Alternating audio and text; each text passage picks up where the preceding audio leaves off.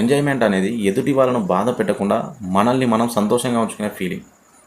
అవతలి వాళ్ళని హింసించైనా సరే మనం సాటిస్ఫై అవ్వాలనుకుంటే అది ఎంజాయ్మెంట్ కాదు, శాడిజం అవుతుంది. రీసెంట్గా లక్నోలో ఒక వీధి సెంటర్లో ఆర్కెస్ట్రాని ఏర్పాటు చేసిండ్రు.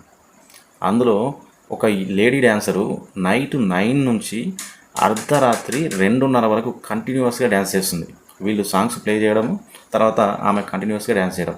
ఇలా 2:30 వరకు చేసిన తర్వాత తను విపరీతంగా అలసిపోయి ఆ స్టేజ్ నిర్వాహకులను బ్రతిమాలుతుంది. టైం 2:40 అవుతుంది, ఇక నా వల్ల కావట్లేదు, ప్లీజ్ లీవ్ మీ అని చెప్పి ఆమె బ్రతిమాలితే కూడా మేము డబ్బులు పే చేయట్లేదా, అయినా టైం 2:30 అవుతుంది, 2:40 ఇంకా కాలే, 10 మినిట్స్ ఉంది, అంతవరకు నువ్వు డ్యాన్స్ చేయని చెప్పి వాళ్ళు మళ్ళీ సాంగ్ ప్లే చేసి విజిల్స్ చేయడం, ఆమెను ప్రోత్సహించడం చేసింది.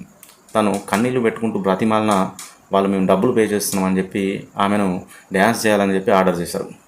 ఒకసారి ఆలోచించండి, మన ఎంజాయ్మెంట్ అనేది మనం డబ్బులు పే చేస్తున్నాం అని చెప్పి అవతల లైఫ్ను రిస్క్లో పడేయద్దు.